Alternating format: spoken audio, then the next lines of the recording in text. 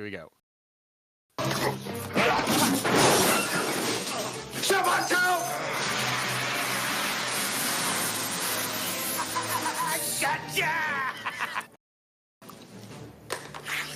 Antifreeze. Hello and welcome to the worst movie ever made, an experimental movie podcast designed with one thing in mind: to find the worst movie ever made. I'm your host, Chris Hockman. I'm joined by my co-hosts and fellow mad scientists, Rob Scucci and Bob Hasek. Hey guys, how are you and why are we doing Suburban Commando? How's it going, brother? I'm doing pretty good. All-star cast. I did not expect Shelley Duvall and Christopher Isaac of Back to the Future fame in this. Lloyd. What?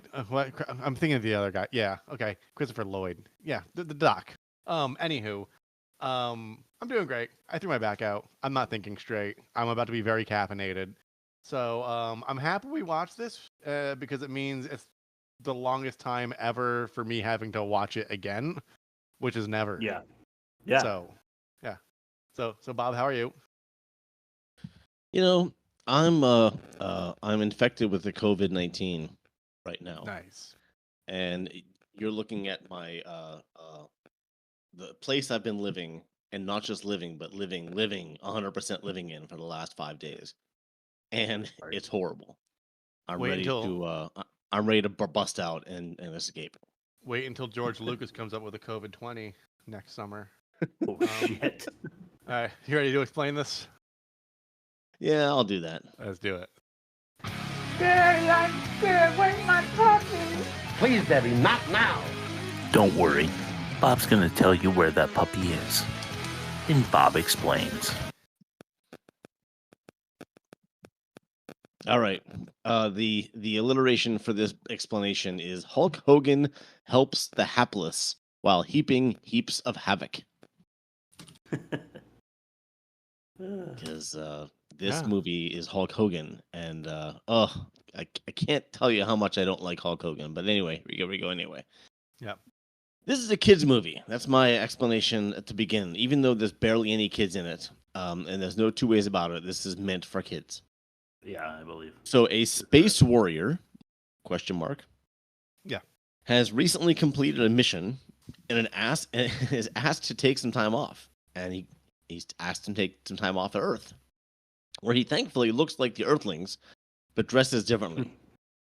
Then he rents, this is where the logic is all gone. He rents somehow with money, I don't know, a garage apartment from a suburban family, and I'm gonna put this in quotes, worlds collide. Then bounty hunters appear from space, and while the male homeowner is struggling with his architecture job, and somehow all things get resolved, sort of. I'm not gonna say any more than that because that's pretty much the story. You don't want to spoil it for anybody. No, in case you haven't seen Suburban Commando. In the 33 years it's been out. We're gonna give you some clips so you can get a taste, and then head over to our YouTube to see them for yourself, and then maybe you can decide to watch it on your own if you so choose. But for now, we'll throw it over to YouTube comments to see what You're the word. Comments are poopy. He doesn't want you anymore. Now that I don't want you. These are from the paid version. Cheesy 90s movies are a genre all their own, and we loved them for it. Next comment. By far, Hulk Hogan's best film. Next comment. This was okay for a Hulk Hogan movie. Had a few chuckles in it. A decent, light-hearted popcorn flick. I'll agree with that. That's nothing. It's nothing egregious being said on that one. Except for the word decent. I remember on my Ninja Turtle Attack of the Ooze VHS, this was one of the previews and a Burger King commercial. I remember that too. Next comment. This is a great movie. See, I'll disagree with that one because a great movie this was not. No. I have two more. That monster was kicking his butt bad. That 1 second he took to celebrate causes a brief opening. Just that 1 second. So they're doing a play-by-play on the final showdown. And then, you ready for the last one? Yeah. I am Suburban Commando. Do you think that was Hulk Hogan himself? Yeah, typing with like one finger at a time. Oh, brother. Probably was. All right, let's throw it to test number 1, the worst of its kind. Sure. We compare movie ratings so you don't have to. That way we can find out if this movie truly is the worst of its kind. Masters of the Universe with Dolph Lundgren. 21. Where could they find that? Find that, Rob. www.theworstmovieevermade.com. Click the buttons. We're on the streamers. We're on the YouTubes. We're on the socials. We're on an email. Yeah, check it out. If Looks Could Kill with Richard Greco, I guess is how you say his last name. A 29. Not great there either. But a movie called Sneakers. Okay. You guys seen Sneakers? Oh. No. Robert Redford No, and but Aykroyd. I know the movie. I just never sat down with it. That one got an 80. And then Jack the Bear with Danny DeVito, a 28. Uh-huh. And then finally, a little extra Hulk Hogan for you this episode. No Holds Barred. Hulk Hogan. Where can they find that one, Rob? Find that, Rob. www.theworstmovieevermade.com. Click the buttons. We're on the socials. We're on the streamers. We're on email. We're everywhere. Smash that subscribe. We're inside you. Well, we hope to be. Yes. If you caress that subscribe button. That one actually a 10. Not good. So probably the reason we reviewed it. An average of 33.6. Not a very high average. Thank God for Sneakers here. Suburban Commando, what did it have? 25 based on the YouTube comments. I'll go around 20, sure.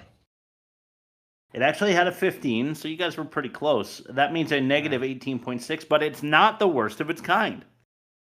Huh. That was No Holds Barred, which I thought was pretty interesting. So we can maybe compare those two episodes at some point with some bonus material for you. Maybe it's because the car door ripoff scene that's exactly the same scene from that movie was executed slightly better in this one. Yeah, exactly. And twice.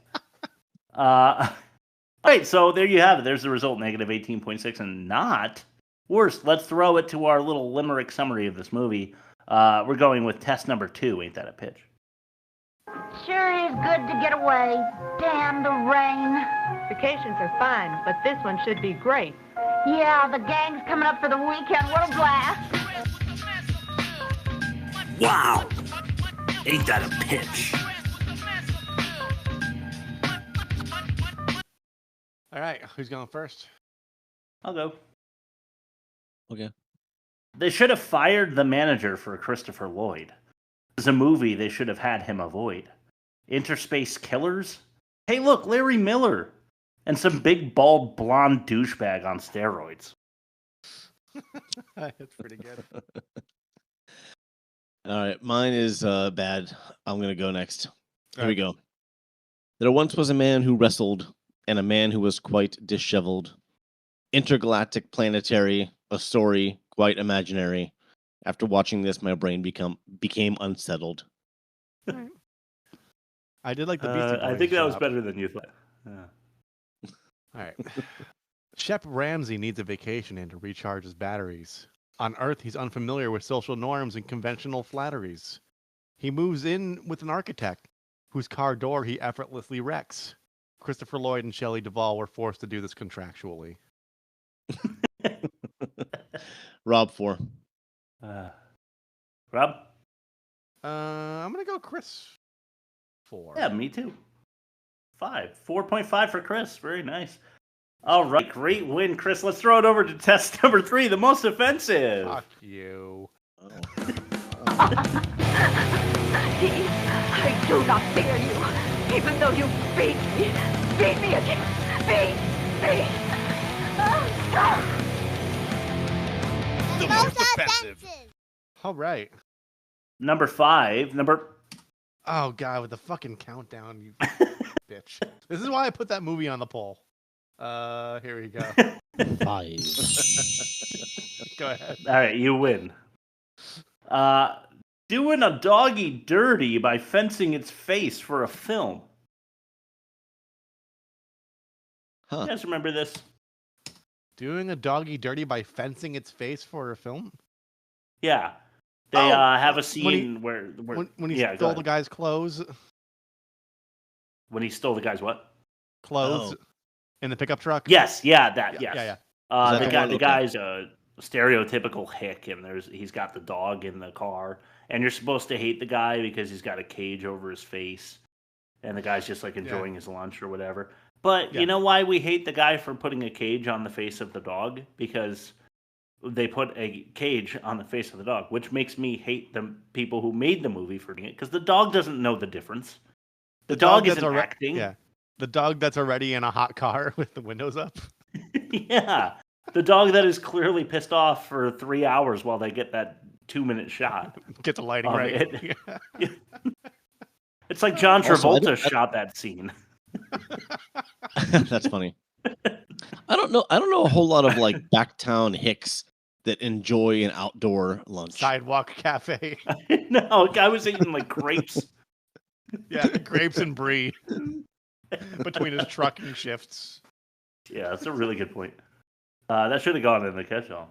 Number 4. Totaling a traffic light with extra-terrestrial tommygun.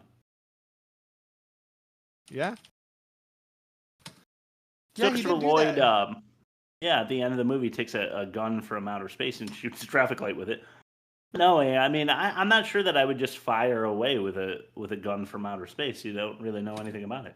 Like, is it radioactive? Is there, but also, why the destruction of the city light? Because the city light had, the traffic light had nothing to do with his problems. I guess it was a representation every day when it turned yellow and he was too much of a vag to drive through it like everybody else. Pussy. Yeah. Yeah. All right, number 3. This might have been higher. I don't know, but I went with number 3 with this one. Attempted adolescent automotive assault. Okay. So Hulk Hogan's character sweeps a kid off his feet, off of his skateboard, to save his life from a Firebird thundering down the road that was going to run him over. And this is a kid movie, so depicting a car aiming at a kid and speeding up is a little fucked up. Yeah. Number Agreed. 2. It still gets me. Skyward skateboards, flying felines, and catapulted kids. Yeah. Lots of airborne people. Yeah. The skateboard still floating through space? That belonged to a child. The Yeah. cat, who knows where that thing ended up? Yeah. And luckily he caught the kid he catapulted in the cocoa tree or whatever. Exactly. Yep. But nothing compares. Nothing compares to number 1. Champagne. So, there you go. How's the champagne? One more champagne? How about a round of kamikazes? Just special for tonight. To his Japanese clients. Yeah. Oh, jeez. I missed that the first time. Oh, that's so funny. Did you? There's Larry Miller, who's famous for acting like an asshole on camera. I'm not sure that he is that in real life, but he's pretty good at it. Oh, really? Yeah. I never checked it out. Yeah, it's not bad. At least it was, in the 90s. Yeah. His vibe is like so Bob Vila for me that I was never really interested. You know what I mean? He's a more reeled in George Costanza when he does that kind of shtick. Oh, okay. That's fair. All right. Why don't we throw it to your ad read? Oh. Hi, Billy Mays here for Mighty Putty. Hi, Billy Mays here for Mighty Mended. Hi, Billy Mays here for Mighty Shine. Hi, Billy Mays here with Sorbies. Hi, Billy Mays here with the Awesome Auger.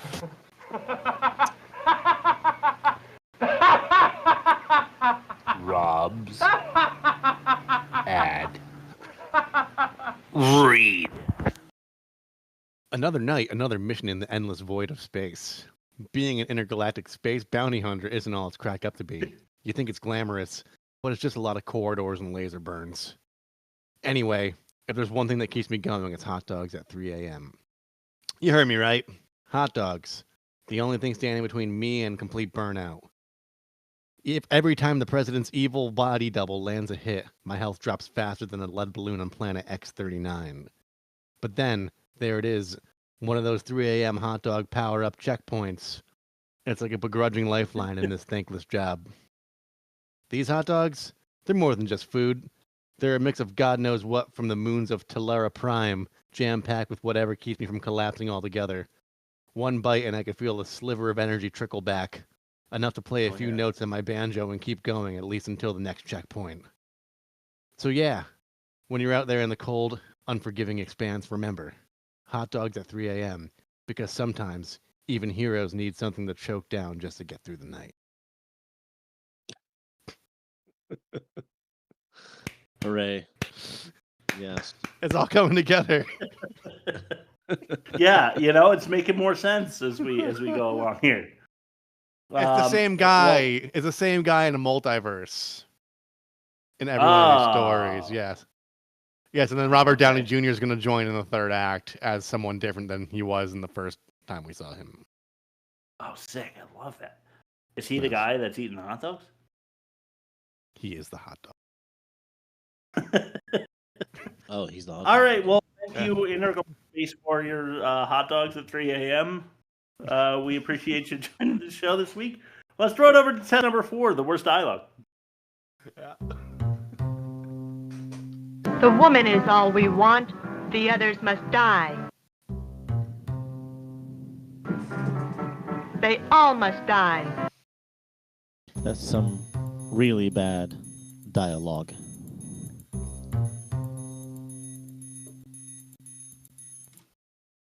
Number 5. Here we go with these clips, man. I mean, I know we already had one. Well, we had 2, but these are pretty rough. This one's alarming. Stand back. You are too close. Stand back. You are too close. This is your last warning. Back off now.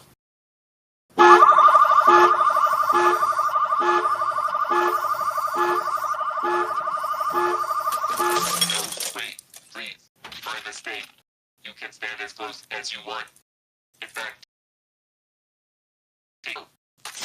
let's talk about this. No. Oh Lord, I'm falling and I can't get off. You know what that sounds like to me? Sounds like that alarm is sentient. Holy shit. Wow. Taking it back. Pulled that one out of deep space. Nice job. Yeah, the alarm talking is like a gag out of a Mel Brooks movie, but one of those Mel Brooks jokes that just doesn't land at all. Mm-hmm. Of which has a number, in my opinion. Yes. Just poorly written, poorly voice acted, poorly thought out. I hated everything about it. Let's throw it to number 4. Let's get into some of the solid science behind this project here. This is flares. Ruthless interplanetary killers with the deadliest high-tech weaponry in existence may be on their way here right now because of you. Me? What did I do? The weapons, the suit, their power sources can be traced. When you turned them on, it was like sending up a flare. Shep, I'm sorry, I didn't know. You didn't ask. You said maybe, that they may find their way here. They may not get an exact fix. It could pass us right by if no more flares are sent up. That's why you gotta get that N22 thingy back, right? If no more flares are sent up. Yeah, he sounds petulant. He sounds like a wife that's upset that he got to go out the night before and she didn't. Yeah. Yeah. He's like, you didn't ask. It was dinner. The candles melted down to the little nub. Yeah, right? Still sitting at the table from 5 p.m. the day before with like 3 empty bottles of wine. All right, number 3. This is Screams.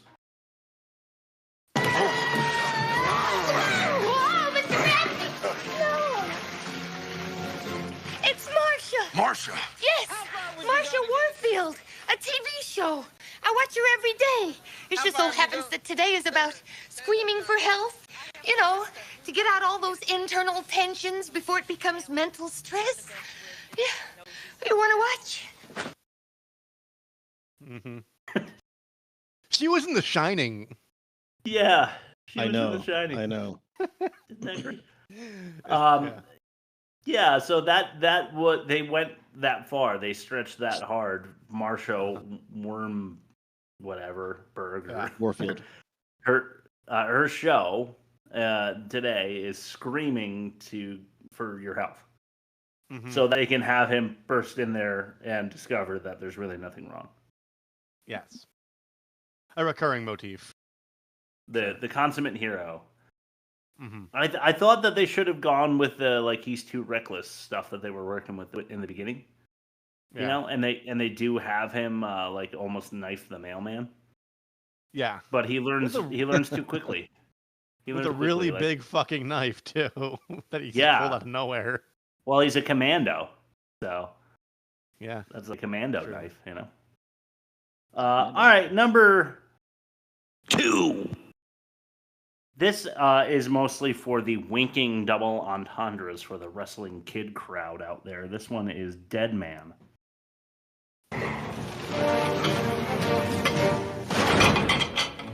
Oh, what is this, a tag team? You're a dead man, Ramsey. No wonder you guys never talk. Oh my god. Well, not only is that not funny, but here, let me explain what I was talking about. I called this one Dead Man, and one because the bounty hunter calls him. He says, "You're a dead man, right?" Do you guys know who that bounty hunter was?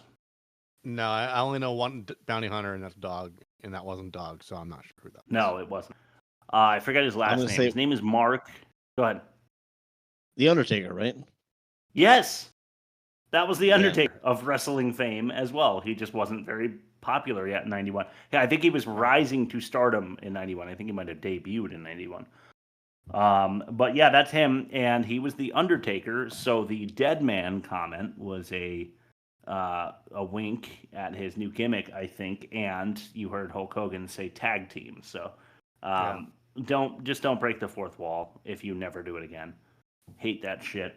If you're gonna do it all the time, that's fine. If you're gonna make it part of the functionality of the movie, I'm cool with it. But you know, the Angry Beavers were taken off the air, and their final episode was never shown because they broke the fourth wall, and that was like a Nickelodeon rule where you couldn't do that in a kids show. Oh, no, I didn't know. And acknowledge that you were a fiction. No shit. Yeah, they're canceling us, and then they never got to the animation phases of the episode because Nickelodeon shut it down. They're like, you can't fucking do that.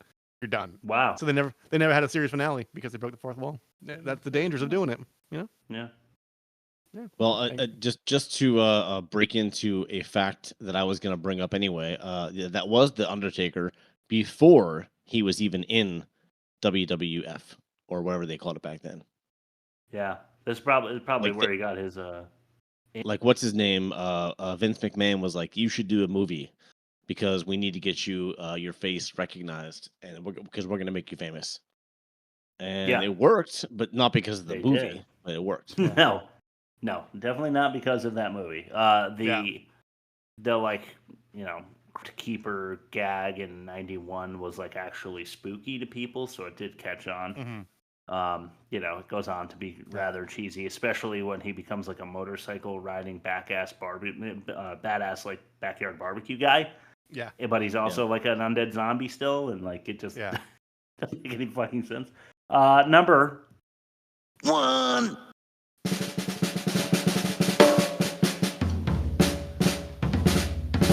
You know what? Fuck it. Apologize for the length of the rest of the clips here. They're all about a minute. I'm sorry. This is Bounty Hunters. Bounty Hunters? You mean from up there? Wait a minute. Bounty Hunters? You said you were one of the good guys. I am. There was this evil tyrant named Suitor. Planned to rule the universe. Had a lot of devoted followers. Swore they'd follow him even after death. I gave him the chance.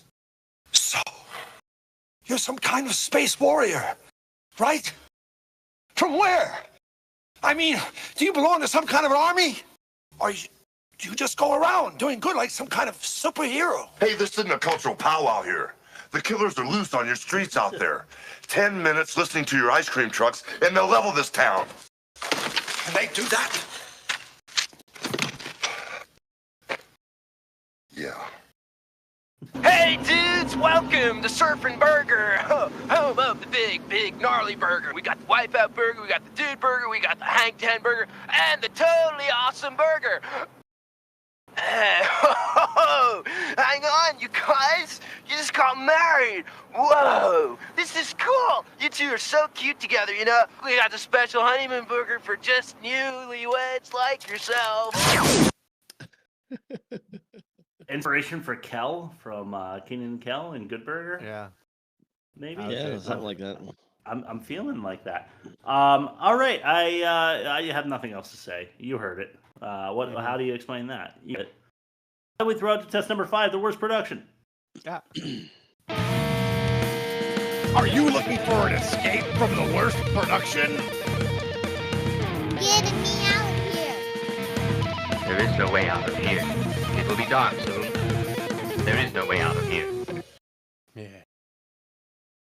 I'm just gonna be short and sweet with this one. I'm gonna say miscast. Mm-hmm. Because originally, this was written with only 2 stars in mind, and they wrote this specifically for Danny DeVito to play Christopher Lloyd's role, and Schwarzenegger to play Hulk Hogan's role. And I don't know if you didn't grow up in the 90s like I did, 80s, 90s. They did Twins together, DeVito and Schwarzenegger, and then they did Junior, I think, together. Yeah, they did. Yeah. So they ended up being a pair, but they signed on to do Twins like the same year this was being made, so they couldn't get them. So they got Christopher Lloyd, and of course they got Hulk Hogan. Yeah. And they only got that because they basically, when they couldn't get the 2 stars they wanted, they sold the script. They're like, we don't want to do this movie without those 2. So they sold it to New Line Cinema, and New Line had just made, drumroll, No Holds Barred. Yeah. And they thought, hey, that was a huge success. Let's just get Hulk Hogan back in the thing, and Christopher Lloyd's recently famous from Back to the Future, so we'll just get those 2. It'll make it be a smash hit.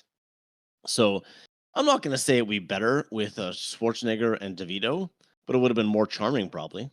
It would have, yeah. I don't know what it would have been, but it would have been better.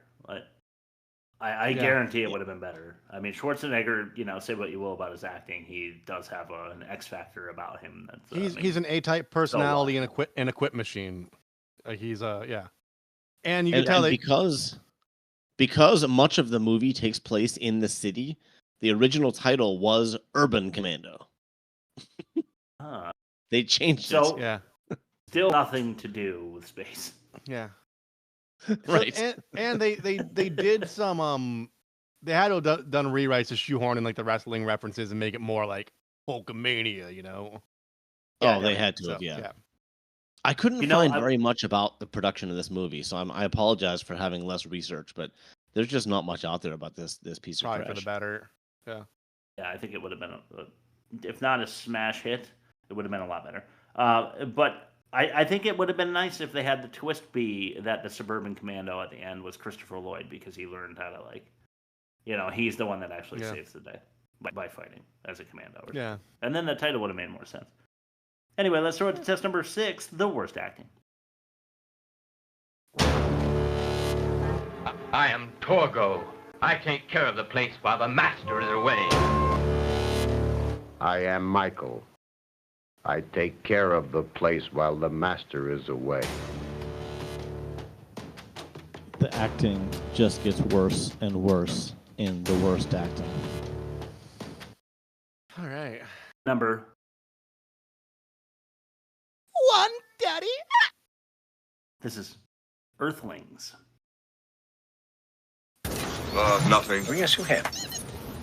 You have blown your power console. Now, this is what you do. You land, lay low, find a power source, use your transformer and recharge no higher than 0.01%. Anything more than that would be traceable. 0.01%? It'll take me 6 weeks to recharge. What am I going to do for 6 weeks? Why don't you try relaxing? Disappear, Shep. Blend in. Get to know the locals. But I just... Consider it an order, Ramsey. 6 weeks? What am I going to do for 6 weeks?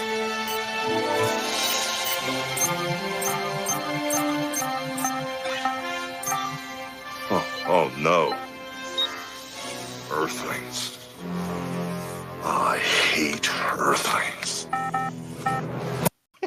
Why? Why? It's never really explained why he hates Earthlings. They seem like a kind bunch. They gave him chocolate cake. Yeah, no shit. Took pictures with him. Yeah, gave him an apartment for space credits. Yeah. Yeah. Space cat. Yeah, space Baby Farks McGee, Zach. Number. Boo! This is Gamer. No way you're winning the galaxy this time, Travis! Oh no, we can't! What about deflectors? Use your phasers! I can't! I'm in hyperspace! Then launch photon torpedoes! You're crazy! Travis is Zork photons to get more power! Impossible! I thought only Zenites could do that! My shields are failing! Try boosting your injectors! They're out! I'm doomed! It's over! It's never over! You don't get to beat Travis! That's what they said about General Suter. Give it up, Dragos! Give it up! Give it up! Give it up, Dragos! Give it up! Give it up, Dragos! Wow! I think he practiced those lines. You just saved the galaxy! Whoops. Wow! You must play this game a lot. Game? What game? There you go. Shit, sorry. I was so excited to say that I think he was practicing the lines where he's like, Dragos, give it up. I think he was practicing those in his like hotel the night before while masturbating. Probably. Give it up, Dragos. Give it up. Speaking of which, let's go over to number 3. This is Save Your Butt. Charlie! Charlie! Charlie! What happened? Is the world saved? Oh, Charlie, you are all right. He took on Suter all by himself, with his bare hands. He's some kind of guy. Oh, Charlie, you are the finest man I have ever known. But if you ever do anything like this again, I'll kill you! Way to go, Dad. You're the greatest. Give up? It was Raymond Burr in Godzilla. Nick Adams was in Rodan. Now, Mothra, it's another classic, by the way. Wilcox! All right, this better be good. Make it good, make it fast. We've been up all night, so Cocky's about to take his business elsewhere, and I'm running out of Japanese movies. So just explain your incompetence. My incompetence? Yes? Is that what you've been telling them? I've been telling them what's good for the company. Just be a man and accept the responsibility. I'm the one who's been saving your butt for the last 3 years. Yeah. Well, there you have it. I think Shelley was really bad there. She was in The Shining. Yes, she was. I like how they go all the way around and they have Hulk Hogan say his line and then they have the boy say his line and then the girl, like with her first line in the movie, I'm pretty sure goes, "You're the greatest." It's like so fat. Awful. Here's a little catch-all for you. Those Japanese investors, they stayed in his office for the entire night.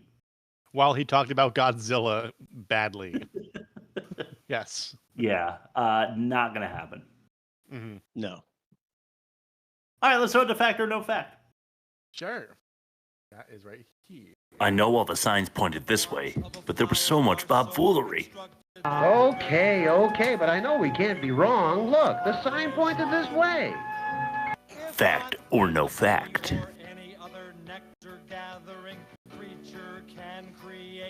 The same situation. Okay. It's fact or no fact. And I think I called this in a group chat earlier this week, Subversive Commando. Yeah. Ooh. That's what I'm calling it. So this fact or no fact is me giving you 5 things, and one of them is a lie, and you have to figure out which one's the lie. Here we go. First one, a special effects technician was accidentally killed during one of the visual effects shots. Yikes.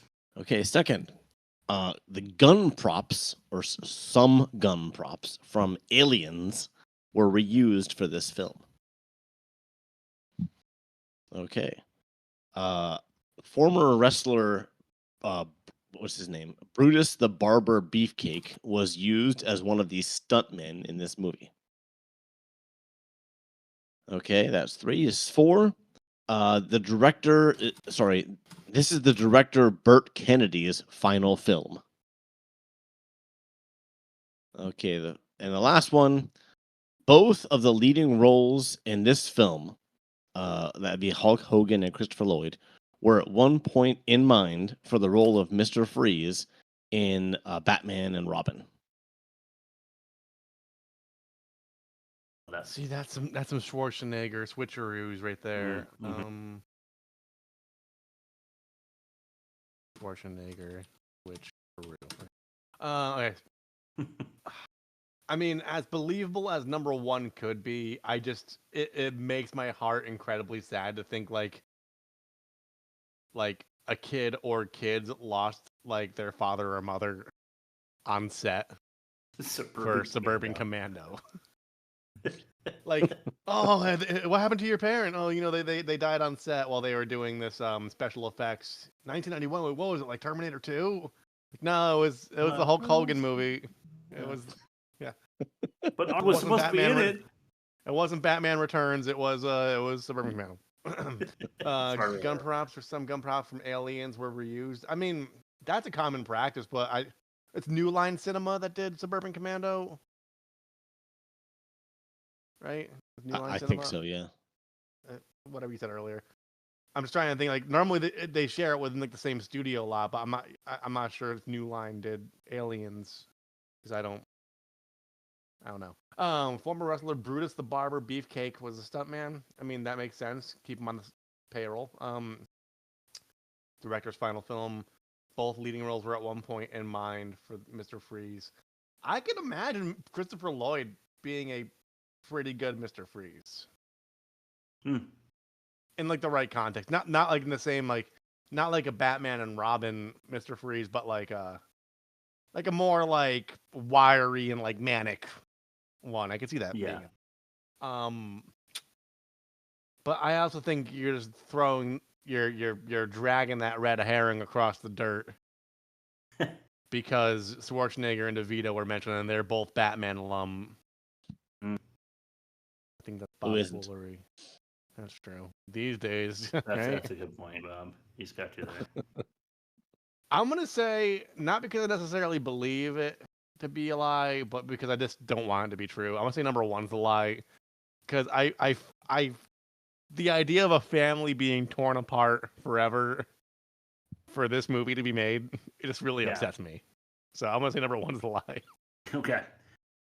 I like that. Burt Kennedy's last film. Yeah, why not? Wrestler Brutus the Barber Beefcake is a stuntman in this movie. I believe that too because I think he's like Hulk Hogan's best friend. So he probably just got him a job like jumping into like foam pits and stuff. I want to believe that they had Who Framed Roger Rabbit come out yet when Mr. Reed. Yeah, right? Definitely. So I think so. I think it was late 80s Who Framed Roger Rabbit. I want to say like 88 or 89 for Roger Rabbit. Or maybe even 87. Yeah. So I believe that they saw him as a villain, and you see him as a villain again. He's great in Who Framed Roger Rabbit, but he's really good in Dennis the Menace as the Vagabond. Oh, yeah, that's right. Who's also a villain. So I'm going to say the gun props from Aliens is the one that could most easily be not true. So I'll go with that one. All right, here we go. You guys, one of you won. Okay. All right, so Win either way. I'm gonna go. I'm gonna go in order and just reveal it in order. The special effects technician Michael Colvin was accidentally killed on the stage of the second unit visual effects shoot when he fell through a trap door while testing it. That's too bad, but I'm a little happy about it. That's upsetting. You know you won. The gun props from Masters of the Universe were reused for this film. Wait, not Aliens. Weren't the Masters of the Universe guns also reused for Cyborg? I know that's true, and yes, that is true. Oh my god, that's crazy. Fucking amazing. Yeah. Yes, the Bruce the Barber Beefcake was a stunt double. This was director Burt Kennedy's final film, and yes, they were both considered for Mr. Freeze in the 1997 Batman and Robin franchise machine. I would have loved to see Lloyd as Mr. Freeze. I think that would have been great. I'm in a great mood now. Feeling so It's just, Chris won 2 things today, and it makes me icky. Yeah, that's got the ick. Woo. Yeah. All right, let's throw it to the catch-all, where we can wipe off all that icky, gooey stuff with some porn water, maybe. Get back in the house, damn it. My God, Mike, what happened? We'll figure it out during the catch-all. Well, if we don't have any porn water, we definitely still have plenty of Buffington butt water. So, either one. Yeah. If you run out of those, then you can't administer the Cosby drops, and everything goes to hell. I'll start with the Star Wars, obvious opening Star Wars ripoff with Fire in Space and Space Wine. Yeah. Yeah. I didn't like that the evil emperor guy was talking about wine. So, like, they have grapes wherever you're from, and humans. Yeah. Maybe that's where we came from. Maybe. I didn't like, and this is my first one, that Christopher Lloyd was welding a skateboard at the beginning of the movie. Yeah. He definitely was. Skateboards are made of all like nuts and bolts and casters. There's nothing that needs welded on a skateboard. No.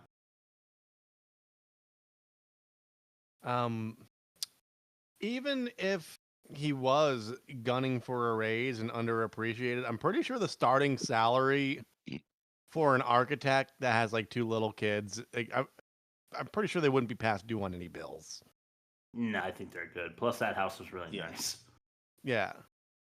Like it was a mixed bag. Like, he had that car. They were trying to do like the whole like working class Roseanne family, but like the Ted Mosby from How I Met Your Mother occupation. Like they don't line up. Doesn't make sense. And they were trying to disguise how nice that neighborhood with all the like cars that the neighbor had and the greaser neighbors, you know.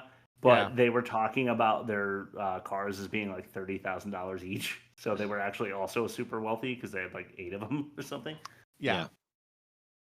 I think it's funny that his name is Shep Ramsey because it's so close to Chef Ramsey. But also, what's with the space henchmen and their blonde ponytails? Like, to be a part of that group, you had to have a long blonde ponytail. Did they have the ability to grow it, or were those all just clipped onto the back? I wonder. Maybe you're just clip-ons, yeah. Okay, go ahead, Bob. I was just gonna say, it was tropes galore with the whole family man struggling, but you guys already mentioned that. So I'm just gonna go with my more preferred one. I don't mind an RC Cola plug, and there were a couple of them. It is the champagne of colas. I love RC Cola. If you're ever wondering what to get me as a gift someday, it's RC Cola. You know, I've never bought it, and I'd never seen it until I moved down here. So I will get my resources together and send you like a case or a bottle. I have had it, but I think that's in North Carolina. If shipping cost is by a weight, I might reduce it to a powder that you could like, add water to. Just for that makes facilitate that makes movement. Yes, way more. I love RC Cola. It's Canadian. Right. The Crown. Royal Crown, Just be careful if they come in like little pills, Bob. Because Yeah. Well, I won't be careful. I'll be joyous because I need something like that. Fair enough. Oh, I think it's your turn. Yeah. Yeah, it's me. They did the same mime gag 3 or 4 times. Oh, it was so bad. Well, no, they did it 3 times, and the 4th time the mime was like, "Oh, I gotta get out of here!" Like, yeah, like you're crazy. But here's the thing: Get they away were. from me. Here's the problem with these crappy comedies. It could have been. They had to space them out more. If there was like a mime gag in the first, second, and third act, respectively, it's like you forget it that it happened the first time. Yeah. And then like you're like, oh shit, there's the mime. Like that's called good pacing, good comedic timing. But like it was like bam, bam, bam, all in the first act. Like the mime. Ruined it. Took the wind out of my sails, Bob. Yeah, man. I feel like it would have been a much better movie without that. Just kidding. Did I hear Hulk Hogan on the shitty soundtrack? Yes, I did. In a song called "It's a Nice Place to Live" by J-Rock. I looked it up on YouTube. I almost sent it to you guys. It's really terrible. Yeah. Didn't Hulk Hogan? He did do bits for that. Didn't Hulk Hogan audition for Metallica at one point? No. So Hulk Hogan, he claimed that he did. But James Hetfield refuted it. Yeah, is a compulsive liar, and if you, I probably mentioned some of his lies on our No Holds Barred episode. I hope that I did. They're really, really funny. I think I might have told you guys this one before, but he claimed that he worked 480 days in 1 year or something like that because he traveled from America to Tokyo so often that it made it so that he experienced like 100 more days. Oh, right. Yeah. Person. I think, was that you that told us that? Because I've heard that before, and I think it was your voice. Had a whole bunch of lies from Hulk Hogan in the No Holds Barred episode, which was also a banger. So check that one out in our archives. We have so many movies over there that you should just check it out and see if there are any bad movies that you enjoyed making fun of, because we'll make fun of them with you. You can enjoy that over in theworstmovieevermade.com. The worst movie ever. All right. Where can they find that, Rob? No, I did the legwork then. Are you proud of me? Yeah, I'm so proud. But yeah, you should hear that really, really shitty song. It's awful. All right, go ahead, Bob. Once again, this will probably be my trailer if I ever get around to it, because I got some busy days coming up. When the kid, when Hulk Hogan holds up the kids and says, "Are these yours?" Mm-hmm. Yeah. When he drops them, the boy turns himself, and you can see the handle on the back of his shirt that he was being held up with. Damn. Yeah, and I want to put that in the trailer. I want to see that's the entire trailer. I do love that you're catching like bad production moments. It's kind of your kind of deal. I dig it. There's a lot in this movie, but that's the one that was just egregious to me. Well, we got a lot of views on that one where you posted Jackie Chan breaking his ankle. You know? Oh, okay. Yeah. Yeah. People love Jackie Chan, rightfully so. Yeah. So do I. He's America's sweetheart. So when Shep is looking for a place to live, I don't know if it was an intentional gag or if it was just like just happened by happenstance. When the sign has like, apartment for rent and then the arrow pointing, and he picks up the sign and then he just turns and he starts following the arrow. Yeah. Yeah. I have that in my catch-all as well. It's just I don't know if they meant to do that or not, but like that made me actually guffaw pretty loud. Yeah. I was like, "Golf." We'll give it to him. We'll give him this one. All right. Pure simian crystal, you say, Larry Miller? I bet that isn't important later. Just so happens. Yeah. Not unless you have 40 pounds of pure simian crystal anywhere. Pure simian crystal, you say? Yeah. Yeah. So obvious. So dumb. Go ahead, Bob. I'm going to put this with 5 exclamation points after it. Jack Elam. If you don't know who Jack Elam is, he's a famous actor.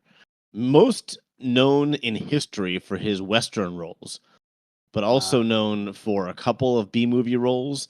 And as an older actor, he was known for his role as the Doctor in Cannonball Run. He was the guy that played the veteran who sat in his lawn and drank in a Jeep. Yes. That was Jack Elam. That was basically a cameo. He was so eternally famous and just did roles like this in his later years to get paychecks. That's cool because I thought he was one of the better actors in the movie. I know exactly. Should have featured him more.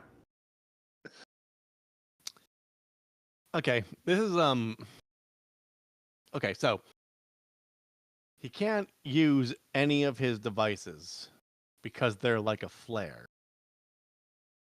Now, after the showdown, you could tell they were trying to open this up for a sequel. Yeah. Because he didn't eliminate all the opposition, he just eliminated the 2 henchmen. And then, as the movie ends, he uses a ray gun to shoot the traffic light. Mm-hmm. So there's more bounty hunters out there. It would have been like a flare. Truth. I'm just a guy asking questions here, but we could have had Suburban Commandos. Oh yeah, and then Suburban or Commandoers like after. They're more suburban-y. Okay, is it on to me? Yeah. She threw that apartment together in at most 8 hours because he left for work in his workshop, from his workshop. Yeah. How the fuck did she manage to do that? So we need money. We need to sublet this space. I'm going to buy a bed. Yeah, I'm going to credit. spend $1,400 on this shitty thrown together apartment. So yeah, without your consent as well. Yeah. Yep. Right. Women, am I right? Yeah. Right? You are right. Probably got it all at Target.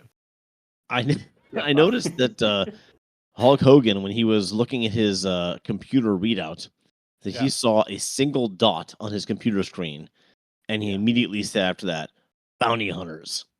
Like he knew that dot meant bounty hunters. When you're a seasoned warrior, yeah, I guess so. Yeah. You know, Rob. Smell him coming downwind because he's a commando.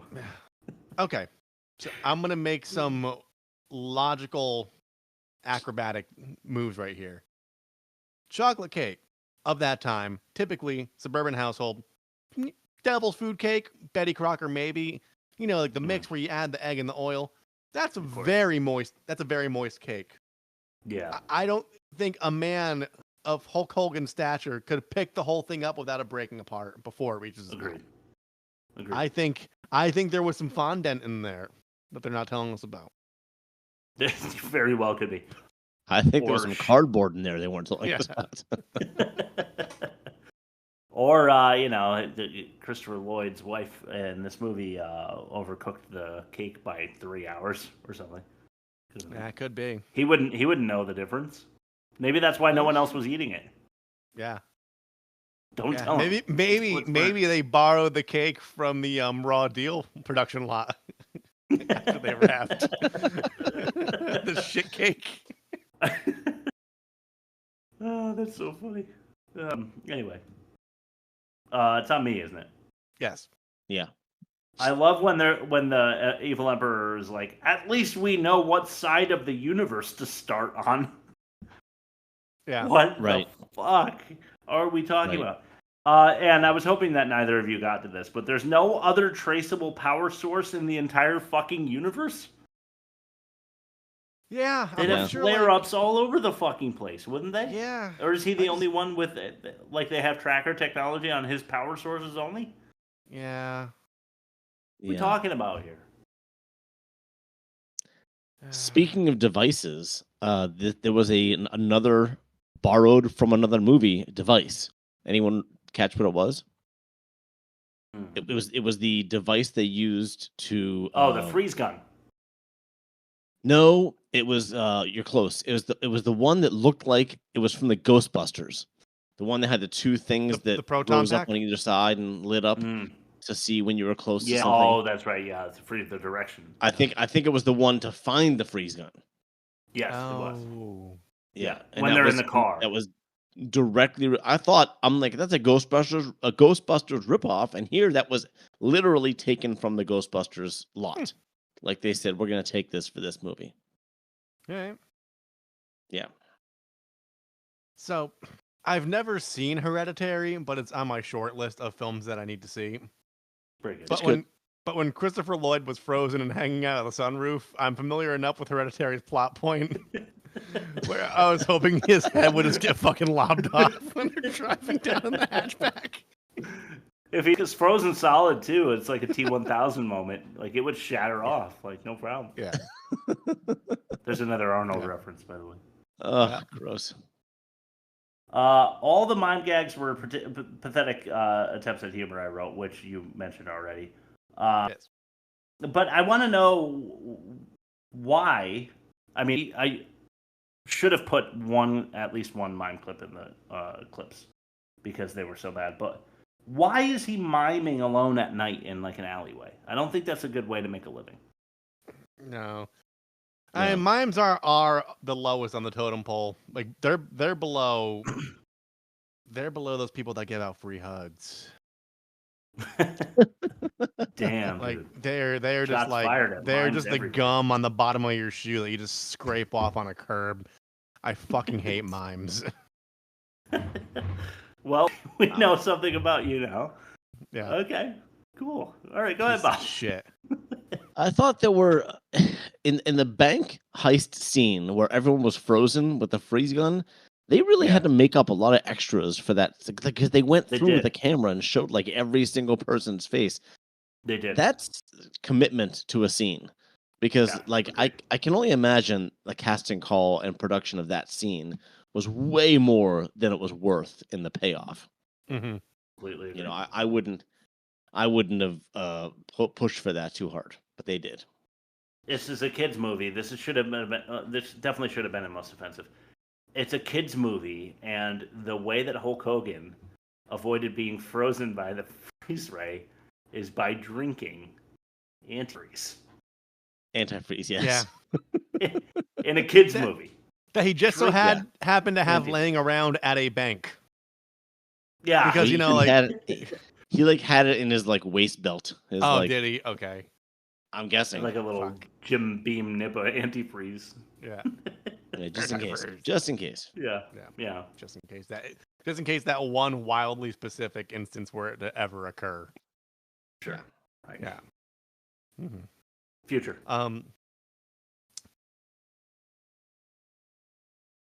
They have to show off how strong he is. We talked about the car door, but what was he lifting in the backyard? It was like a grill and like it was what like was the other one of thing? those. It's like one of those like drills that like go straight down into something, so you can a drill press. Yeah, a drill press and a grill, and he's just sitting there like doing his drills. Yeah, hysterical. Your turn. Let's move on. Sorry, I was busy trying to think of another pun. X-ray glasses that just see through whatever you need them to. Yeah. That was not X-ray technology. That's what Christopher Lloyd called them. Muscle amplifier armor too. Yeah. Yes. Explain that one. Anyway. Muscle amplifier. That was pretty good. It's like he was in the building with us. Wow. So I thought the building fight scenes, like when they were in the office building having fight scenes, I thought the pacing of those was it was such slow moving beats that it was like a toddler's TV show pacing. Yeah. Like let's make sure we see this and then make sure we see the follow up. Yeah. And make sure we see the follow up to that. It was like they weren't giving the audience any credit for following along. They were just like, let's make sure this is really slowly paced. Yeah. Kind of like, and I'm going to combine this with another one. The ending fight scene. It was basically like pro wrestling. Like they have to like show you reacting and your eyes getting all big, and then you're throwing someone into the ropes, and then pulling your arm out, and then it was that kind of pacing on the fight scenes. Yeah. So when I say this was a kids movie, I mean it was pro wrestling. Yeah. Man, we're shooting shots at everybody. Sorry, Chris. Here's the thing about pro wrestling. It's everybody I know that like from like 3rd, 4th grade on that still enjoy wrestling as an adult are way happier than I am, and that's true. and enjoy life a lot more. And then like I want to do that, but I'm so intimidated by how much backstory and lore and like in jokes layered beneath in jokes layered beneath other in jokes. Like I don't know where to start. So Chris, we're gonna talk off air after this because I really want to get into wrestling. I'm just afraid. I have an argument for it. Every time I've got a couple of friends that watch it, and every time that they ask to get back into it, I get back into it for a while because it can be entertaining. It can be entertaining if viewed through the right lens. But yeah, we'll talk off air about how to do that properly. If so desired. This will be my last catch-all. It goes back to the Christopher Lloyd looking at the gadgets. So a strange man you don't know who's like 4 times your size, moves in. Clearly, like the guy's like roided out or juiced up or whatever, and you're just gonna go into his room and like start going through his shit. You don't know if he's an ex-con. You didn't do a background check. You didn't get a reference. You didn't even get a deposit, at least on screen that we saw. He's 6'7" and like 400 pounds. I thought the direction of the movie was going to go like Christopher Lloyd was going to like do everything he could to get him out of the apartment without pissing him off because he saw him taking guns out of a fucking suitcase. Yeah. You know, you would think that he'd be like, I don't want, like, no matter what I have to do to get this guy out of here without him killing my entire family. Yeah, maybe you take your family to a motel and anonymously call the police. Yeah. You don't start rummaging through his shit. Yeah, exactly. Yeah. That's it. I'm done. Oh, that's a good point. Okay. I'm going to do a double because this one's just real quick. Club that he destroyed with his ship is called the Landing Pad. I don't know if you guys caught that. That was pretty good. Yeah, clever. How does he know where Charlie works? That's a good. He just shows up in the middle of his shift. Yeah. Yeah. Shep does show up mid-shift. The Shep shift. He's a Shep shifter. Yep. He's a Shep shifter. All right, my last ones. Schwarzenegger was in here. These are my last ones. These were technically left over from Most Offensive. He abused the Paperboy and called him a smartass. Not a good look for an adult male and a child. I didn't think that was appropriate. Which one? The assault or the insulting? Both. Okay. And plenty of wanton destruction of private property. Like there's lots of it. Yeah. That's for sure. And that's it. The rest is Chris. Belong to children. Rob, you got any more? I'm done. Okay. Sure, the bums froze everyone, but how did they get into the safe? With more freezing. They froze the lock and then they hit it with a hammer. I see. I did think that the frozen Christopher Lloyd through the roof gag was kind of good. I mean, derivative the makeup, maybe, but the makeup was decent. It was kind of makeup was okay for like a family action comedy with a WWE personality. It's better than I would have expected. I seeing in my head like they were talking about the Ninja Turtles in the YouTube comments. They were talking about the Ninja Turtles movie. I watched that so often as a kid that I remember pretty fondly the Suburban Commando commercial, and it has Christopher Lloyd when he's like, "I was frozen today," you know, that part. Yeah, the movie. And I almost clipped that, but I thought it was him like doing his Christopher Lloyd thing a little too well to clip it. Yeah. That dinky plastic bag that they have ain't holding 40 pounds of simian crystal. I'm sorry, it's just not gonna happen. You know, it's the kind that you put in your bathroom garbage, because if you put in your regular garbage and you throw away like a few too many banana peels that week, it rips out the bottom. It's Like not the leftover Stop and Shop or Kroger bag, or it's like reuse for the small it's trash like cans in your house. The corner store plastic bag is what it looked like. Yeah. Rebar. Mm-hmm. Oh yeah, rabbit rebar. Yeah. That's when when he bends it. Yeah. I'm sure there's a Christopher Lloyd reference when you say he framed a rabbit somehow. The only believable alien in this movie is Shelley Duvall. She was in Shining. Jinx! I thought I just heard Bob's last word. Is the episode over? The creature from the Black Lagoon. All of a sudden at the end. Yeah. Are you still talking about Shelley? Yeah. She passed away. I'm sorry. Yeah. You know what's funny though? At work we do entertainment news at my job, and we do celebrity bits when they come through. And in her write up when they talked about her long iconic career, they failed to mention this movie. Whoever wrote the article. Really? Yeah. They never were like Shelley Duvall of Suburban Commando fame tragically passed away. Yeah, right. Damn. Weird. Was the skateboard that he was working on in the beginning the one that Shep gives the kid as a replacement later? Or was that an alien skateboard from somewhere else? You think it was an alien workshop skateboard? Like the brand? No. Oh, No, nice. Skateboard. Really nice. Good ref, bro. You have the best references. Everybody knows. I missed the reference. Oh, Alien It's Workshop is skateboard it's a company brand of from, skateboards. From 90s, 2000s. Oh, okay. I'm old. If he had it made, who made it? And how did he learn so fast? Or was that his skateboard and he was pretending when he threw himself into the air and onto his back?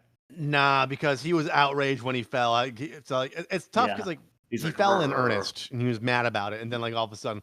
So that means in the fiction of this movie that when all this stuff was happening, he was in his warehouse by himself trying to get a kickflip down, probably for entire nights. His poor shins. You got to slam down and slide up. I can't fucking do it. That's another goof. If you watch that scene again, which I know you guys won't, you can see him riding on a 3-wheeled device.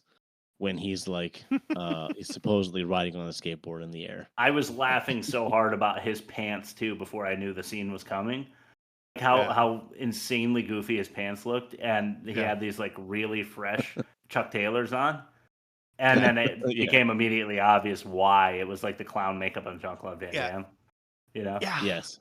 And when he nails the trick, it wasn't even a stunt double. It was just Hulk Hogan standing on a skateboard, and then the cameraman just rotating the camera, so it looks like he exactly giving him the Battlefield Earth Dutch, real quick. Yeah. The hot secretary is not hot. That offended me. It was early 90s, and she was supposed to be 80s hot. They were a few years off on that. Yeah, I guess she wasn't even 80s. I would take any chick from Malibu I said Express supposed over her. Yeah. Oh, okay. He wouldn't be allowed to access the roof of the job he just quit. Yeah. Plus, I'm pretty sure that they would be, the government would be studying that spacecraft. Yeah. Right. You think? And that's all I got. You guys want to throw it to what we're watching? Sure. Yeah. The best opinions about things to watch are definitely Mine, do you hear? Same order. Chris, Bob, Rob. Chris, Bob, Rob. Yeah. Chris, Bob, Rob. Chris, Bob, Rob. I finally finished the last episode of X-Men 97 on Disney. It's a animated show after the heart of the fans of the X-Men show of the 90s, which I was mostly because the music kicked ass. I was a little too young to really understand the show. But yeah, I hear it's animation's stylistically similar to, it's the same thing as the 90s one. Pretty much the same. Yeah. And the show's ass. If you can, suspend your disbelief for a cartoon show about mutants, fighting each other. It's basically like American anime. It's kind of a thing now. Invincible, I think I've talked about on the show, is really good too. It's American anime. Really good. I'm not a huge fan of anime, a little bit. But X-Men '97 is where it's at, so check that shit out. Also, I watched again for the first time in a long time. First time caller, long time listener. I watched Cars, the Disney movies. I had a full day with my 5-year-old, my wife, and 3-year-old. Luke is my 5, Ben is my 3. My wife and Ben are in New Jersey right now at the Jersey Shore, funny enough, Nice. Ocean City, because her best friend's aunt has a house there. So they went for just a few days just to hang out at the beach. Hopefully not spend too much money, Aaron. Please don't spend too much money, Aaron. But Luke and I did like all sorts of shit yesterday, and I was exhausted. And at the end of the night, we built a Lego tower up to the ceiling and watched Cars. And you know what? It's a fucking good movie. Don't care what anybody says. Give him like 4 bomb pops or firecracker popsicles, and like when you're done building, but before the movie, and he'll sugar crash like 15 minutes in, and then like you could do other stuff. Next time, future reference, just so you know. That's what I do. Yeah, I mean, she wasn't home, so I just played video games for the rest of the night, which was cool. Yeah. No, Cars was a big hit for Milo when he was. I want to say it came out when he was of age, and he was obsessed. They didn't rewatch a lot of movies, but that was one of the few that he did. Right. Well, look, So, I didn't even mean. I've I seen didn't it even quite mean a for few this to happen, but one of Luke's shirts was reachable. Oh, nice. Nice. You know, Nice. big fans here. Lightning. So I've had COVID since Thursday morning. So I've watched a lot of movies, and I'm not going to list them, but I'm kind of banking this list of movies I've watched for future episodes because I'm starting a new part-time job tomorrow, and I'm not going to have movie watching time anymore. So I'm going to list the 2 movies that I thought are worth mentioning that were maybe not as watched by our audience. Mhm. First is Nebraska from 2013. Oh, Odenkirk, right? He's in it, yeah. Bob Odenkirk, Bruce Dern, Will Forte. Oh, all right. It's a black and white story of an older alcoholic Korean war vet who he's convinced he's won $1 million on like a publisher's clearinghouse type thing, and Okay. he will do anything to get to Lincoln, Nebraska, from Montana. And Will Forte mostly as his son, and Bob Odenkirk as the other one, and he helps him just to humor him. And of course, he didn't win. But the movie is about relationships and family and all that kind of stuff. It was really good. I really liked it.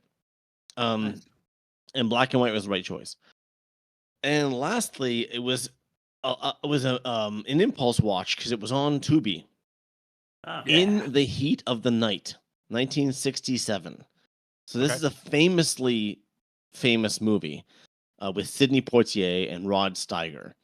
It's an excellent movie. It was made just the right way at just the right time. And if any movie I've seen this year deserves a 10 out of 10 rating, this is it. It's a murder mystery in the Deep South. I want to say it's Mississippi or Alabama or one of those two. I think Mississippi. Racism, murder mystery, Klan. It's got everything, and it's just so well done. And I highly recommend. I think you should both watch it. All right. In the Heat of the Night. In the Heat of the Night, yes. It's famous. There was a TV show based off of it that came later, but the movie was the movie. In the Heat of the Night. Hell yeah. Okay. Well, I already urged you guys to watch this one off air. He Never Died. Henry Rollins, 2015. Henry Rollins from Rollins Band, Black Flag. He is an undead, like vampire type guy who's been alive since like biblical times, and he's just living in an apartment. He's got a trunk full of like a fortune he's amassed throughout the ages that like he can like pay his rent with, and like just like live a low profile life. And turns out he has a 19-year-old daughter from like an ill-fated relationship from 19 years prior, like the only relationship he's had in like centuries. And he gets reconnected because his estranged wife calls him. He's like, you gotta get get your daughter. Like she's fucking around. You gotta like whatever. And she gets kidnapped. And being someone who's like, you know, been undead for millennia, you don't really care about your daughter, who you're gonna outlive by several more millennia. So like it has all the beats of like a John Wick revenge movie, but he's just reluctantly going through the motions because he's just so fucking tired of being alive. It's amazing. It's like they typecast Henry Rollins for it without typecasting Henry Rollins for it, because he's just, if you follow his personality or like his talk shows or like any of that stuff, it's like it's definitively him. But like he wasn't typecast for the role. It just happened like by happenstance. They kind of like connected and made this movie. But it's really fucking good. He's fucking great. It's so goddamn deadpan. Also, he's like, the other plot point is he treats his vampirism as like being a alcoholic who's trying to stay on the wagon. He doesn't want to relapse and start eating people again. Okay. So like he basically pays like a medical student for like donor blood that he could just like kind of like slurp on. And so basically like, he doesn't want to fall off the wagon and like become like, you know, the vampire that he is. So like that's it's fucking great, dude. Like it's like a tight 90 minutes. It's on Netflix. Any like traumatic information that's dumped to him, he's just like, okay. Like he just doesn't care. It's fucking amazing. And then I'm gonna be rewatching Mallrats tonight or tomorrow, because I haven't seen it in a while. A lot of writers at work are on vacation, so I gotta like do some reviews and stuff. So I've been doing like a 90s thing, and it's been a while. I'm overdue for Mallrats. Yeah, it's not a schooner, it's a sailboat. Yeah. It's not a schooner, you dumb fuck, it's a sailboat. Yeah, and Michael Rooker, our friend of the pod, Michael Rooker. Yeah. So that's what I watched. That's what I watched, and that's what I will be watching. Hey, he was in The Heat of the Night. Oh, no shit. No, I'm sorry. He was in Mississippi Burning, which I also watched. Oh, got it. I was gonna say that. Which I didn't say because I watched so much. I'm just gonna call that Bob's you can still use that as South streaming. Okay. Which for you it's Monster Mountain or whatever. Mountain Monsters, fuck yeah, dude. Trap, long live Trapper. That's your Deep South streaming. Yeah. All right, let's throw it to bad credit names. Sure. Elwin Bob Greer, Rolf Larson, Billy Sly Williams, Sue Man, Greg Cowboy Sanders, Albert Cox, and Buzz Hitchcock.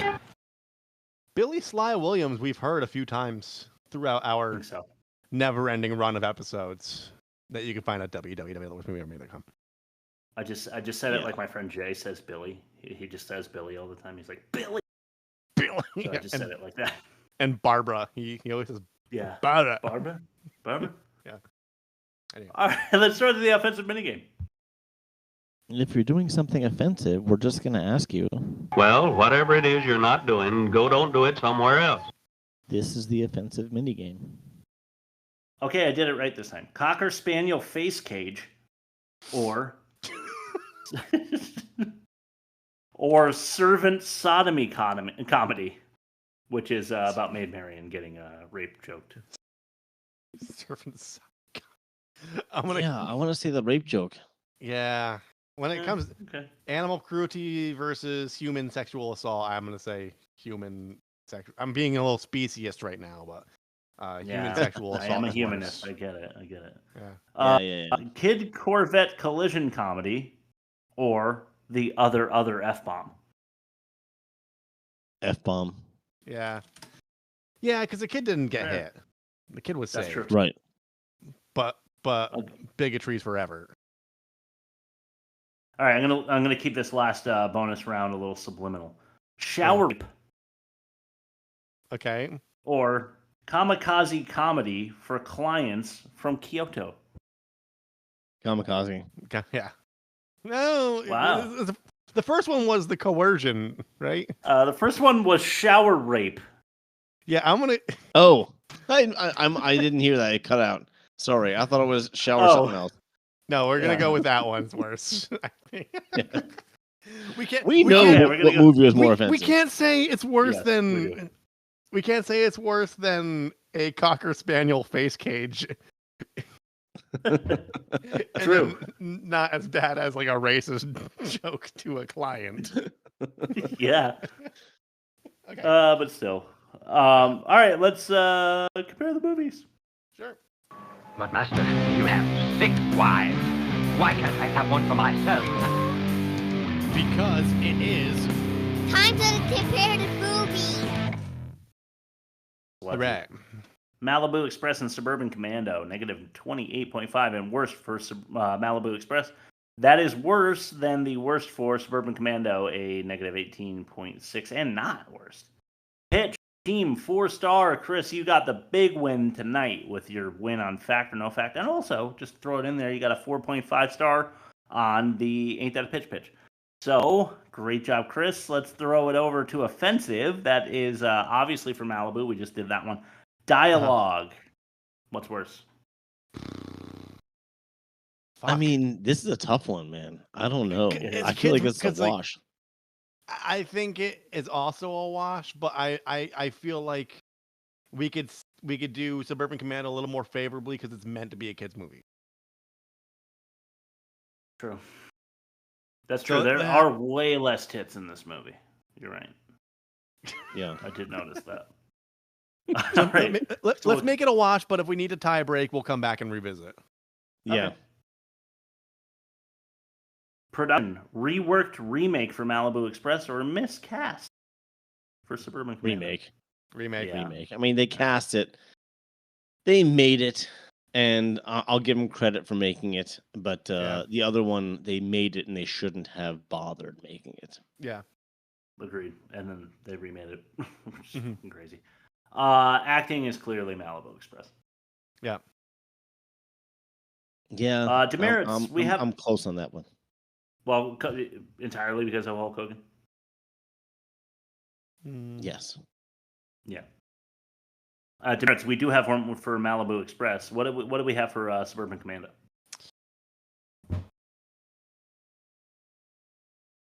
Mimes. Okay. Mimes. So Buffington Buttwater or Mimes? Lack of Buffington Buttwater. I think Mimes are worse. I want to say Mimes. All right, Mimes. Got it. Yeah. With the wash, it's a 4-2 Malibu Express victory. Go figure. Malibu Express still season champion. Not surprised. If I had to watch one of the two, it'd probably be Malibu Express because there's a lot of boobs in it. But Suburban Commando wasn't that bad in my opinion. It wasn't the worst movie I've ever seen. See, I wrote a review on it today because I like monetizing my suffering with my day job. But the way I put it was, it would have made for a great pilot for a sitcom that didn't get greenlit. That's as much material as they had to make this an effective outing. Yeah. And then they went 90 minutes. If this was like a nice tight 25-minute and they didn't have all the gag blow, with all the gags, it could have been like an effective little you watch it once a year, like around the holidays when your friend that you used to watch it with when you were kids back in town, or it would have been all right. Not great. It did have the material for a sitcom. I agree. Yeah. And they probably should have gone with that instead. Yeah. Agreed. All right. So next week, I'm so excited. It's not another church movie. It's already on the drive. It's already on the Google Drive. Oh my god. So for context, guys, Not Another Church Movie is a parody movie of a Tyler Perry parody in which the protagonist is named Taylor Ferry. And they're making fun of all the Madea films through a proxy character named Madude. I don't want to watch this. Who is played by Jamie Foxx. Oh. Are we gonna get canceled after doing this episode? I don't know. But for context, this came out like a year ago, and it's really hard to find on streaming. Okay. Well, thank you for finding one. I hope it's not. Yeah, thanks, Rob. It's on the drive. I already imported it into Studio One and extracted the audio. So whenever you want to send the clips over to me, Chris, I'm ready to go. Heard. Great. We'll do. Just probably watch it. Look tonight. at him bouncing. He's so happy. Forget In the Heat of the Night, which is what I was thinking about watching. The now. trailer. The trailer for Not Another Church Movie. It's supposed to be a sizzle reel of all the funniest moments, and nothing lands. So I can only imagine what the other 90 minutes are going to be. I can't imagine. All right, Rob, you earned the dirty work this time. Why don't you plug us and then send it over to Bob for his last word? Sure. You can find us at www.theworstmovieevermade.com. Tune in on the 14th of August for our Not Another Church Movie episode, which we will be filming on the 13th, which is 1 week from today. You can find us on Google Play, Apple Podcasts, Spotify. You could listen to any of the whatever podcast third-party app you use. You could find us. You can find our feed. Listen to it. We're on YouTube. We're on TikTok. We're on Instagram. You could email us all at www.theworstmovieevermade.com. It's basically a link tree, and then there's logos that look like the things that you want to go to, and you click it and you go there. And smash that subscribe. Yeah, smash that subscribe and those notifications. Yes. And Bob, what's your last word? Oh, she was in The Shining. She was in The Shining, wasn't she? Of course. All right. See you guys next Chris week. called it. Chris called it. Another win. Church movie. I got the important win. Church movie. Church movie. Church movie. Nice. I like it. I wrote that for my son today. The Grim Pocker Bach. Nice. That's the U.S. stuff.